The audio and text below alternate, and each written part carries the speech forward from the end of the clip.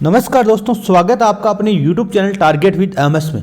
आज हम बात करने वाले हैं रेट एग्जाम 2021 के जो डॉक्यूमेंट संबंधी सवाल आ रहे हैं। AWS, OBC, मूल निवास, कैटेगरी परिवर्तन, इस प्रकार के जितने भी सवाल है उसको सभी सवालों के जवाब आपको देने की कोशिश करूंगा मेरे अनुभव के आधार पर। और जहां तक मेरी विभिन्न गुरुजियों से और विभिन्न विद्यार्थियों से बात हुई है और जो पिछली बार रेट एग्जाम 2018 में डॉक्यूमेंट वेरिफिकेशन करवा चुके हैं उनसे भी बात हुई है। मैं खुद LDC 2018 में डॉक्यूमेंट वेरिफिकेशन करवा चुका हूं, तो मुझे जितना अनुमान है उसके आधार पर आप सभी के जितने भी सवाल आ रहे हैं उन पर बात करेंगे। हम एक एक विद्यार्थी की जो वीडियो कॉमेंट क्लिप है उस कॉमेंट क्लिप के माध्यम से आपको बताऊंगा कि इस प्रकार के अगर आपके कोई सवाल है तो इसका ये जवाब है। और अगर आपका कोई और सवाल हो तो आप कमेंट बॉक्स में लिख सकते हैं। नेक्स्ट वीडियो में आपके या कमेंट में रिप्लाई के माध्यम से मैं आपको सवाल का जवाब देने की कोशिश करूंगा। तो चलिए शुरू करते हैं। क्या सवाल है, इस पर कुछ सवाल है जो मेरे पास है, इस पर हम बात करेंगे। काफी सवाल है, यहां से शुरू करते हैं हम। पहला सवाल है कि सर रेट में मैंने EWS कर दिया लेकिन अब EWS सर्टिफिकेट नहीं बन रहा है, तो क्या जनरल भर सकता हूं क्या? Please reply. बिल्कुल सही बात है। अगर आपने रेट में EWS कर दिया और अभी भी आपके 2021-22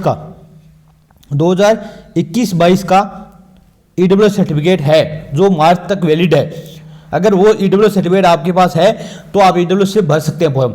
अगर आपके पास EWS सर्टिफिकेट अब नहीं है तो आप जनरल से भर सकते हैं, कोई दिक्कत नहीं होगी। जिस प्रकार 10th और 12th की मार्कशीट होगी उसी प्रकार रेट की भी मार्कशीट आएगी, लेकिन उसका इतना प्रभाव नहीं पड़ेगा। आपके अगर EWS पहले किया हुआ है अब जनरल करे हो तो कोई दिक्कत नहीं आएगी, आप जनरल कर सकते हैं। इस सवाल का जवाब इस प्रकार का, आपके पास कोई भी सवाल है आपका तो आप इस सवाल के माध्यम से आप समझ सकते हैं अपना सवाल भी।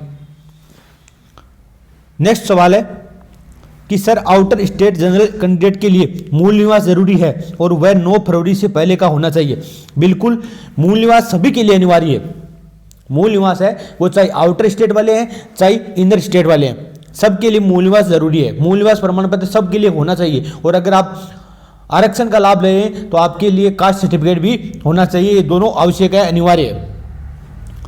तो आउटर स्टेट के लिए भी मूल निवास होना चाहिए और 9 फरवरी से पहले का होना चाहिए, यह बिल्कुल सही बात है। और ठीक है sir, caste certificate online form भरते वक्त यूज होगा क्या?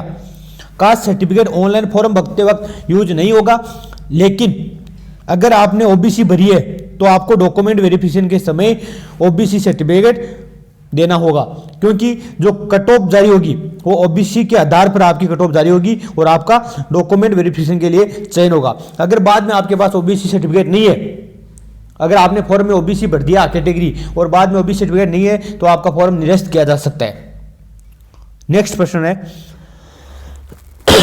सॉरी सर, रीट का फॉर्म भरने के बाद बच्चा हुआ है तो अब बच्चे की स्टेटस चेंज कर सकते हैं क्या? बिल्कुल, अगर आपने रीट में फॉर्म भरा है और आपने जो भी डिटेल भरी है रीट में उस पर अगर कोई चेंज हो रहा है तो आप चेंज कर सकते हैं 3rd ग्रेड की विज्ञप्ति में, और चेंज जरूरी है करना।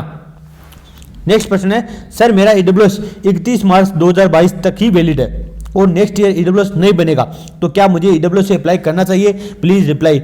बिल्कुल, आपको EWS से अप्लाई करना चाहिए, क्योंकि अगर आपका पास 31 मार्च 2022 तक EWS सर्टिफिकेट है तो आपको EWS से अप्लाई करना चाहिए। अगर मान लो डॉक्यूमेंट वेरिफिकेशन लेट होता है, मान लो अप्रैल में होता है, तो शायद तक जहां तक अनुमान है पीछे का EWS ही लेंगे। जहां तक फॉर्म भरा आपने 9 फरवरी से पहले का EWS लेंगे। और अगर मान लो न्यू EWS लेते भी हैं तो भी आपको कोई दिक्कत नहीं आने वाली है, आप EWS से फॉर्म भर सकते हैं।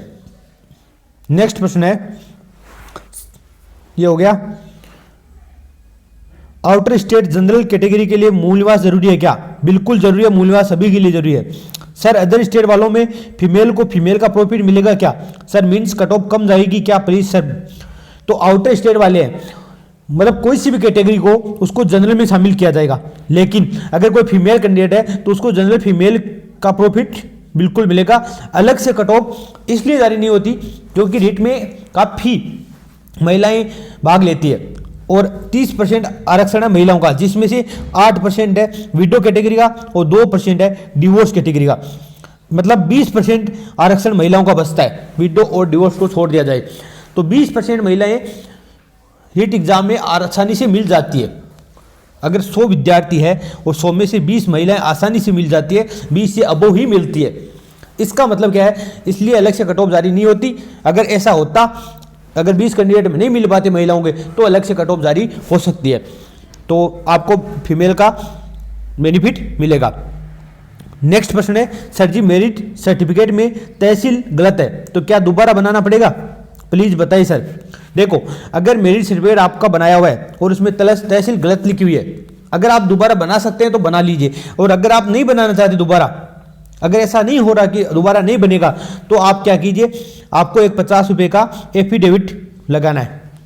और वो एफिडेविट अभी नहीं लगाना आपको, जब डॉक्यूमेंट वेरिफिकेशन की डेट आए उससे 2 या 3 दिन या 10 दिन पहले आप एफिडेविट बनवा ले कि इसमें इमित्र वाले की या किसी मानवीय भूल के कारण ये गलती हुई है और इसको सुधार किया जाए।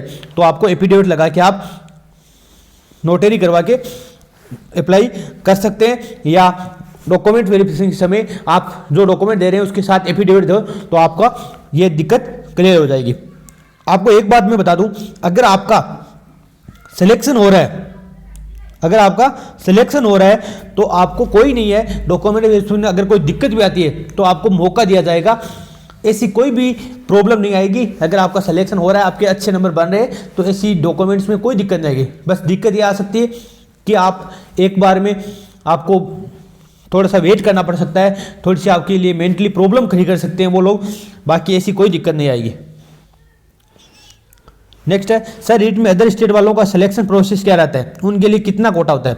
तो देखो, यहाँ राजस्थान में अदर स्टेट वाले जितने भी विद्यार्थी हैं उनको कोई आरक्षण का प्रावधान नहीं है, सभी को जनरल कैटेगरी में क्वालिफाई करना होगा। अगर आप जनरल क्वालिफाई कर रहे हैं तो आप सिलेक्शन ले सकते हैं, अगर आप ओबीसी के हैं तो भी आपको जनरल में क्वालिफाई करना होगा। तो यही है, अलग से कोई कोटा निर्धारित नहीं है राजस्थान में। नेक्स्ट प्रश्न है, सर बीएसटीसी 2010 में फाइनल की थी, उसकी फर्स्ट और सेकंड ईयर की जो मार्कशीट है मार्कशीट तो है लेकिन सर्टिफिकेट नहीं आया है, वो अब कहाँ मिलेगा, कॉलेज से या बीकानेर से? देखो, आपने बीएसटीसी 2010 में की है, इसका मतलब जो मार्कशीट का साथ जो डिग्री आती है या सर्टिफिकेट आता है वो उसी कॉलेज में आता है, लेकिन 3 साल के बाद आता है। अब अगर आप कॉलेज से लेकर नहीं आते डिग्री तो आपका वापस भी लौटाया जा सकता है। तो अगर आप कॉलेज से एक बार पूछ ले, अगर कॉलेज में नहीं मिलता है तो आप बीकानेर से लेकर आ सकते हैं। कॉलेज वाले रखते हैं 3-4 साल, उसके बाद वापस लौटा देते हैं, क्योंकि कुछ विद्यार्थी लेकर ही नहीं आते डिग्री, तो आप वापस वो यूनिवर्सिटी में लौटा देते हैं, वहाँ से आप ले सकते हैं। नेक्स्ट है, सर हमारी जो भी क्वालिफिकेशन है 10th 12th graduation PG BEd ATC, उन सब की एडमिशन डेट और उसका प्रूफ रखना पड़ेगा क्या? क्योंकि एप्लीकेशन फॉर्म में सबकी एडमिशन डेट और पासिंग डेट पूछते हैं। देखो, पासिंग डेट नहीं पूछते, पासिंग सन पूछते हैं, जो कि मार्कशीट पे लिखी हुई होती है, जैसे 2015 2016। इसके अलावा जो बीएसटीसी और जो बीएड की एडमिशन डेट है, बीएड की भी इतनी जरूरी नहीं है, लेकिन बीएसटीसी की जो एडमिशन डेट है वो आपको कॉलेज से जब आप करेक्टर सर्टिफिकेट लेकर आए, चरित्र प्रमाण पत्र लेकर आए, उस समय आप बीएसटीसी या जो बीएड की डेट है, और जब आपने एडमिशन लिया था तब आपको एक फॉर्म दिया गया था, उस पर डेट लिखी हुई है कब आपने एडमिशन लिया था, तो वो डेट आप जरूर लेकर आए। जैसे जो भी है 2010 12 15 डेट सहित, जैसे 14 सितंबर 14 जुलाई 2020 2018 जो भी डेट है वो डेट आप बीएसटीसी और बीएड की जरूर लेकर आए। हो सकता है बीएड में नहीं मांगे, लेकिन बीएसटीसी में जरूर मांगते हैं, वो प्रूफ आपको डॉक्यूमेंट वेरिफिकेशन के समय मांगेंगे। बाकी आपको ऐसी कोई 10th 12th ग्रेजुएशन की नहीं मांगेंगे, कोई डेट नहीं मांगेंगे, और आपको अंतिम संस्थान से चरित्र प्रमाण पत्र बनवाना है और वहीं से आप बीएसटीसी या बीएड की डेट लेकर आ जाए। बीएसटीसी की तो अनिवार्य है डेट लेना, तो ये ध्यान रखना आपको, बाकी कोई जरूरी नहीं है। सर एक प्रॉब्लम है, प्लीज़ बताइए। बीएसटीसी और बीए हूँ और मैंने दोनों लेवल का एग्जाम दिया है, लेकिन मेरे नंबर ज़्यादा लेवल फर्स्ट में, तो फॉर्म में मुझे बीए की मार्कशीट भी स्कैन करवानी है या ओनली बीएसटीसी? देखो, अगर आपने बीएसटीसी और बीए और फर्स्ट में है, ज़्यादा नंबर आपके फर्स्ट में, तो आपको वो पहले लेवल फर्स्ट लेवल 2 कैटेगरी चयन करना होगा। अगर आपने लेवल फर्स्ट चयन कर लिया तो आप उसके बाद बीए की मार्कशीट लगा रहे हैं तो उससे कोई प्रभाव नहीं पड़ने वाला। बीए की मार्कशीट आप स्नातक या पोस्ट ग्रेजुएट की मार्कशीट इसलिए ले रहे हैं ताकि आपको जब प्रमोशन हो उस समय ये मार्कशीट पहले से आपके जमा होगी तो प्रमोशन के रास्ते खुल सकेंगे। बाद में इसे अलग से जमा कराना नहीं होगा, इसलिए ले रहे हैं। आपकी कितनी ग्रेजुएशन है, कितनी मार्कशीट में आपने कहाँ तक डिग्री प्राप्त की है, इसलिए ले रहे हैं। बाकी इससे कोई दिक्कत नहीं आने वाली। आप बीए की मार्कशीट लगाते हैं तो भी आपको लेवल फर्स्ट में ही गिना जाएगा, इससे कोई प्रॉब्लम नहीं होगी। नेक्स्ट है सर, रीट का फॉर्म ईडब्ल्यूएस से भर दिया था जबकि उस टाइम मेरे पास ईडब्ल्यूएस का सर्टिफिकेट नहीं था, लेकिन अब तो है, तो कौन सी श्रेणी में थर्ड ग्रेड का फॉर्म भरूँ? तो अगर आपके पास उस समय ईडब्ल्यूएस नहीं था और अब ईडब्ल्यूएस है तो आप ईडब्ल्यूएस से फॉर्म भर सकते हैं, क्योंकि अगर जिस समय आपने नहीं भरा उस समय नहीं था, अब है, तो आपको थर्ड जो कट ऑफ बनने वाली है वो थर्ड ग्रेड भर्ती प्रक्रिया उसके आधार पर बनने वाली है। अगर आपने रीट में नहीं भरा और अब आपके पास डॉक्यूमेंट है तो आप बिल्कुल ईडब्ल्यूएस से भर सकते हैं फॉर्म। तो ये आपका सवाल का जवाब मिल गया होगा। नेक्स्ट जो प्रश्न है, सर जी आय और मूल निवास प्रमाण पत्र अभी चाहिए क्या? 9 जनवरी के पहले बने हुए कृपया मुझे बताने का कष्ट करें। देखो, मूल निवास प्रमाण पत्र है वो 9 जनवरी तो नहीं है, 9 फरवरी से पहले का बना होना चाहिए सभी का। मूल निवास जो प्रमाण पत्र है वो 9 फरवरी से पहले का बना होना चाहिए। लेकिन आय प्रमाण पत्र की बात करें तो आय प्रमाण पत्र आपको उनके लिए आवश्यक है जिनकी इनकम 2.5 लाख से कम है, उनके लिए आय प्रमाण पत्र मांगेंगे। लेकिन अभी अगर आप आय प्रमाण पत्र के आधार पर छूट लेते हैं फॉर्म फीस में तो आपके लिए आय प्रमाण पत्र मांगेंगे जिनकी आय 2.5 लाख से कम है। ऐसे विद्यार्थी जिनकी आय 2.5 लाख से कम है वो जनरल के वैसे भी ईडब्ल्यूएस में आ रहे हैं, तो अब की बार शायद ईडब्ल्यूएस सर्टिफिकेट मांग ले तो आय प्रमाण पत्र मांगने की जरूरत नहीं है। लेकिन अगर मांगेंगे भी तो आपको डॉक्यूमेंट वेरिफिकेशन, अगर 2 गुना लिस्ट में आपका चयन हो गया उसके बाद जो डॉक्यूमेंट वेरिफिकेशन होगा उस समय आपको आय प्रमाण पत्र बनवाना है। लेकिन मूल निवास आपको 9 फरवरी से पहले का होना चाहिए। डाउट क्लियर हो गया होगा मेरे हिसाब से। सर मेरा इस साल का ईडब्ल्यूएस है पर अगले साल ईडब्ल्यूएस नहीं बनेगा, पर जैसा कि विज्ञप्ति में दिया गया है 9 फरवरी से पहले का प्रमाण पत्र ही भेज दिए, तो क्या मुझे ईडब्ल्यूएस से अप्लाई करना चाहिए? बिल्कुल आपको ईडब्ल्यूएस से अप्लाई करना चाहिए। अगर आपका पहले का ईडब्ल्यूएस है 2021-22 का तो आपको ईडब्ल्यूएस से अप्लाई करना चाहिए। नेक्स्ट ईडब्ल्यूएस बने या ना बने वो बाद की बात है, लेकिन इस बार ईडब्ल्यूएस से अप्लाई करना चाहिए। सर प्लीज़ एक क्वेश्चन का जवाब मुझे भी दीजिए, अगर किसी ने बीएसटीसी और बीए और एमए किया हुआ है तो वो बीएसटीसी के साथ बीए और एमए भी लगा सकते हैं क्या? बिल्कुल लगाना है आपको। बीए और एमए की आपके पास अगर डिग्री है, जो भी आपके पास डिग्री हैं और वो मांग रहे हैं तो आपको जरूर देनी है, क्योंकि इससे कोई नुकसान नहीं होने वाला आपकी। ये मत सोचो आप बीए के है तो आपको लेवल 2 में गिन लिया जाएगा, ऐसा कुछ नहीं है। आपको बीए और एमए की डिग्री भी लगानी है। जब भी प्रमोशन की टाइम आएगा उस समय आपको बीए और एमए की डिग्री वापस लगाने की जरूरत नहीं पड़ेगी, सीधा प्रमोशन इस आधार पर हो जाएगा। नेक्स्ट प्रश्न है, सर जी मेरे पास बीए में मैथ, ये देखो बहुत बढ़िया प्रश्न है, बीए में मैथ, ज्योग्राफी, हिंदी, इंग्लिश और रीड पेपर में हिंदी, पंजाबी और मैथ साइंस थी, तो मैं किस सब्जेक्ट से अप्लाई करूँ? अगर ऐसा कोई का किसी भी विद्यार्थी का सवाल है, क्योंकि ये अदर स्टेट में मैथ के साथ ज्योग्राफी, हिंदी, इंग्लिश के साथ मैथ भी चलती है, तो हमारे तो यहाँ कम है इसका क्रेज, बाकी अदर स्टेट में ज़्यादा है। तो अगर आपके दोनों में देखो कॉमन सब्जेक्ट होनी चाहिए आपके, इसमें मैथ है तो इसमें मैथ साइंस है तो आप मैथ साइंस से अप्लाई कर सकते हैं। इसमें हिंदी सब्जेक्ट है और इसमें भी हिंदी सब्जेक्ट तो आप हिंदी से भी अप्लाई कर सकते हैं। लेकिन ज्योग्राफी है इसमें तो आप इसमें आपके पास मैथ साइंस है, एसएसटी नहीं है, तो आप इसमें अप्लाई नहीं कर सकते। इसमें इंग्लिश है लेकिन आपने रीट पेपर में इंग्लिश नहीं ली तो आप अप्लाई नहीं कर सकते। अगर आपके दोनों में इंग्लिश होती रीट पेपर में तो आपने इंग्लिश से अप्लाई कर सकते थे, लेकिन आप हिंदी और मैथ दोनों सब्जेक्ट से अप्लाई कर सकते हैं, ये ध्यान रखना। आपके यहाँ पंजाबी लेकिन यहाँ नहीं है, इसका मतलब पंजाबी से भी आप अप्लाई नहीं कर सकते। मतलब आपके जो सब्जेक्ट रीट में है और जो सब्जेक्ट बीए में है, दोनों में अगर समान सब्जेक्ट है तो भी आप अप्लाई कर सकते हैं। सर जी सिग्नेचर चेंज कर सकते हैं क्या? सर करेक्टर सर्टिफिकेट कब बनवाना है? गुड इवनिंग सर, तहसील चेंज कर सकते हैं आप? देखो ये सभी सवाल है। सिग्नेचर आपने रीट में कोई भी किए हो, आपने थर्ड ग्रेड विज्ञप्ति में जो सिग्नेचर आप अपलोड करेंगे वही सिग्नेचर मान्य होंगे, वही सिग्नेचर वहाँ करने आपको, ठीक है। रीट का सर्टिफिकेट जैसे आपने 10th में कौन सी सर्टिफिकेट कौन सी सिग्नेचर किए थे वो अब जरूरी है क्या वही सिग्नेचर करो? तो रीट तो एक प्रमाण पत्र है, जो 10th 12th का प्रमाण पत्र आता है इसी प्रकार रीट का प्रमाण पत्र आएगा। सिग्नेचर में कोई समानता होना ऐसी कोई बाध्यता नहीं है। दूसरा, सर चरित्र प्रमाण पत्र कब बनवाना है? तो चरित्र प्रमाण पत्र है वो आपको एक बात का ध्यान रखना, अभी बनवा लो चाहे उस समय बनवा लेना, लेकिन जब डॉक्यूमेंट वेरिफिकेशन कराओ उस समय 6 मंथ से पुराना नहीं होना चाहिए। मतलब ये नहीं आप 1 साल पहले चरित्र प्रमाण पत्र बना लिया और लेकिन अभी आपको बनवाना है और जो लास्ट कॉलेज है उससे बनवाना है तो आप अभी बनवा सकते हो। चरित्र प्रमाण पत्र में कोई आपको दिक्कत नहीं आएगी। गुड इवनिंग सर जी, तहसील चेंज कर सकते हैं क्या? तो तहसील चेंज करने का यह है कि अगर आपके मूल निवास में तहसील चेंज है और आप पहले तहसील अलग भरिए और मूल निवास आपकी में परिवर्तन है और वह तहसील है तो आप चेंज कर सकते हैं बिल्कुल। अब सवाल है, मैं राजस्थान की लड़की हूँ, शादी हरियाणा में हुई है, ओबीसी सर्टिफिकेट राजस्थान का लगेगा लेकिन मूल निवास कहाँ से लगेगा, ससुराल या मायका?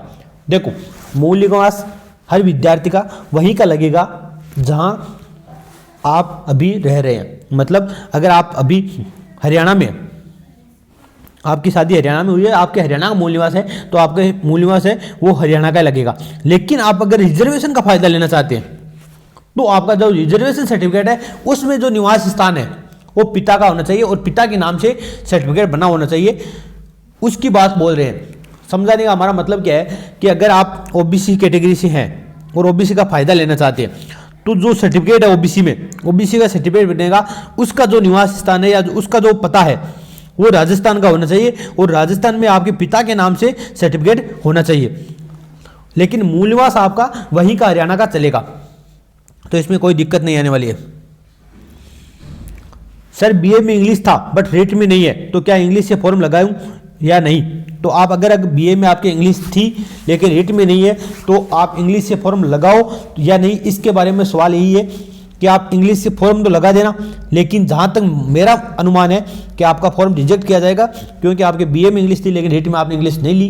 बहुत बड़ी गलती कर दी इंग्लिश नहीं लेकर, क्योंकि इंग्लिश की कट ऑफ थोड़ी सी बहुत कम जाती है और आपको अगर अच्छे नंबर आपके तो भी आपको होम डिस्ट्रिक्ट के 5 डिस्ट्रिक्ट मिलने की बहुत ज़्यादा संभावना रहती। तो अब कोई दिक्कत नहीं है, इंग्लिश अगर आप है तो फॉर्म तो लगा देना।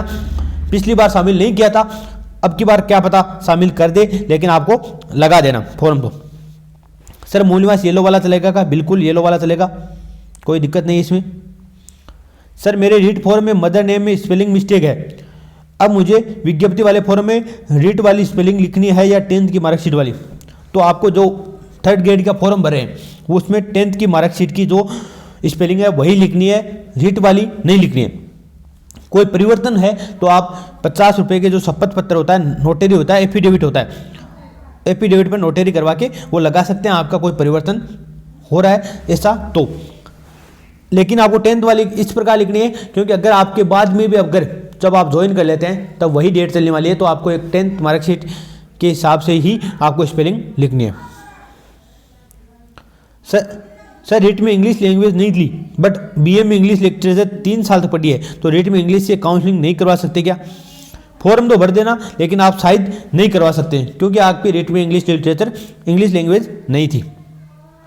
नेक्स्ट प्रश्न है, सर जी 10th की अंक तालिका में करेक्शन करवाया है, जो नई तालिका अंक तालिका मिली है उस पर संशोधित और ऊपर प्रतिलिपि अंक तालिका डुप्लीकेट मार्कशीट लिखी हुआ है तो कोई प्रॉब्लम हो सकती है क्या? कोई दिक्कत नहीं होने वाली है क्योंकि आपकी नई मार्कशीट जमा कर ली गई होगी और पुरानी डुप्लीकेट मार्कशीट दी गई होगी।